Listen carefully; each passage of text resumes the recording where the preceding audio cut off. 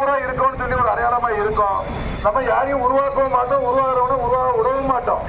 அப்படிதான் நடந்துகிட்டு இருக்கு. அவர் கூட வந்துகிட்டு இருக்க நம்ம அரசியல் கட்சியை சார்ந்த நம்ம சொந்தங்களே கேட்க, உங்களுக்கு ஏதாவது ஒரு ரூபத்துல அவர் உதவி பண்ணிருப்பாரா? நீங்க உங்க சொந்த முயற்சியில் வந்திருப்பீங்க, அதுல எந்த மாற்று கருத்து இல்லை. இல்ல அவர் தமிழ்நாடு முழுக்க எந்த சொந்தக்காரனையாட்டி யாரையாட்டி ஒருத்தருக்கு நான் கட்சி பொறுப்பு வாங்கி கொடுத்தேன், இல்ல தேர்தலில் இவனுக்கு சீட்டு வாங்கி கொடுத்தேன்னு சொல்ல முடியுமானா அதுவும் கிடையாது.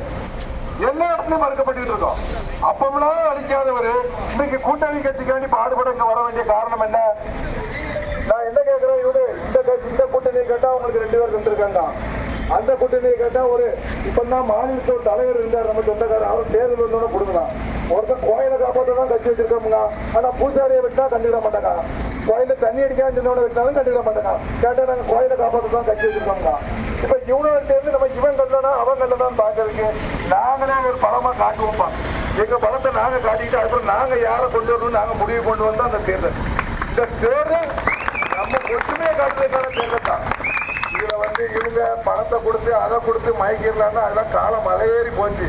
இவங்க நினைச்சிட்டு இருக்காங்க போய் நம்ம சொன்னோன்னே எல்லாரும் கேட்டுருவாங்க, நம்ம சொந்தக்காரன் நம்ம இந்த தேர்தல் நேரத்தில் ஏமாத்திட்டு ஓடிடுறாங்க. நான் நேற்றையும் கேட்டேன் ராஜபலியில, இதே அமைச்சர் அவர் மகனோட போய் இந்த நெல்லத்திரத்துல ஒரு தண்ணி பிரச்சனை நடந்துட்டு இருக்கு. அங்க நம்ம சொந்தக்காரன் பண்ண தேர்தலை புறக்கணிச்சிருக்கான். அவங்க கிட்ட போய் பிரச்சனை தீர்த்து வைக்கணும். இன்னும் ஒடையார் பட்டியல மந்த பிரச்சனை இருக்கு, எல்லாருக்கும் தெரியும். நீங்க அதிகாரத்தில் இருக்கீங்களா, நீங்க தமிழகத்துக்கு செய்யணும்னு உணர்வு உள்ள ஆள் தானே, தமிழக உணர்வு உள்ள ஆள் தானே, அதிகாரம் உங்ககிட்ட இருக்குல்ல, செய்யுங்க. உங்க அதிகாரம் எல்லாம் ஒரு தமிழக மாநாடு போட்டா தடுக்கிறதுக்கும் வந்தவங்க இடத்துல தடுக்கிறதுக்கும் தான் இருக்கு. இது எங்களுக்கு நாங்களும் உங்களை கண்ணு மூடித்தனமா நம்புறோம். இன்னைக்கு தான் விவரம் தெரியுது.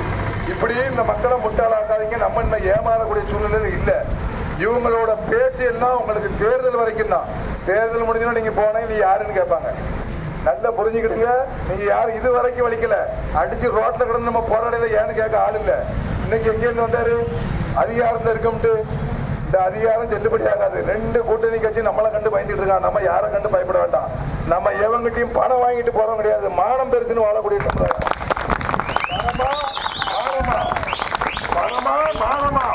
பணம் வேண்டாம், மானம் தான் பெருசு நின்னுக்கா. இந்த ஒரு முறை நான் எந்த கட்சியை சார்ந்தவனும் கிடையாது. எனக்கு வலிச்சு ஒவ்வொரு பிரச்சனையுமே அதிகாரிட்ட கேட்க வலிச்சு அவன் நம்மளை கண்டுகிடவே இல்லை. எப்படி கண்டுக்கிடுவான்? எவ்வளவு ஓட்டு நான் சொன்னா கேட்டுவான், நீ கண்டுக்கிடான்னு சொல்லி சில தலைவர்கள் இருந்து தட்டிட்டு இருக்காங்க. அதனால இந்த வேலையை நமக்கு தேவையில்லை. இவங்க அவங்க வேலையை பார்க்கட்டும், அவங்க கட்சிக்காரனாவே இருக்கட்டும். நான் என் சொந்தக்காரனை நம்பிதான் நீங்க. என் சொந்தக்காரன் உணர்வோடவும் உணர்ச்சியோடவும் இந்த கடை சின்னத்துக்கு வாக்களித்து வருகின்ற சட்டமன்ற தேர்தலில் 2 எம்எல்ஏ நம்ம சொந்தக்காரன் போகணும். திருநெல்வேலியில இருந்து, திருநெல்வேலி மாவட்டத்திலிருந்து நாங்குநேரையும் மீட்டெடுப்போம், திருநெல்வேலி சட்டமன்றத்தையும் மீட்டெடுப்போம். இதுல கண்டிப்பா மாற்றுக்கொடுத்து இதுக்கு நீங்க செய்ய வேண்டியது ஒன்றே ஒண்ணுதான். தேர்தல் அன்னைக்கு போய் 2 வாக்குப்பட்டி எடுத்துருக்காங்க. 2வது வாக்குப்பட்டியில நடைய வேண்டி சின்ன இருக்கு. இதை நீங்க செலுத்தினா நீங்க மரியாதையும் அதிகாரத்தையும் மீட்டு எடுக்க முடியும். இல்ல அவரு சொன்னாரு இவரு சொன்னாரு, எனக்கு பணம் தான் பெருசுன்னா நம்ம மானத்தை விட்டுதான் பொழைக்கணுமான்னு பாத்துக்கிடுங்க. நமக்கு வேண்டியது பணம் கிடையாது, மானம் தான். நம்ம மரியாதையா பாதுகாப்பா தொழில் பண்ணணும். இவனை மாதிரி கொள்ளை அடிச்சு கட்சியில தொழில் பண்ண நம்ம பிறக்கல. அவனை அடிச்சு சுட்டு அவனை இன்னும் பண்ணிட்டு போறான்.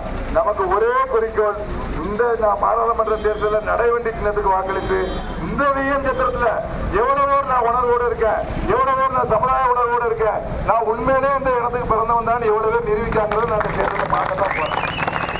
அவன் சொன்னா இவன் சொன்னாலும் மாறாதீங்க. மீண்டும் சொல்லிக்கிறேன், 2 வாக்குப்பட்டி எடுத்திருக்கான். 2வது பெட்டியில முதல் சின்னமா இருக்க நடைவண்டிக்கு வாக்களிங்க. நீங்க எத்தனை ஓட்டு போட்டாலும் என் சொந்தக்காரன் தான் போட்டாங்கிறது அது உலகத்துக்கு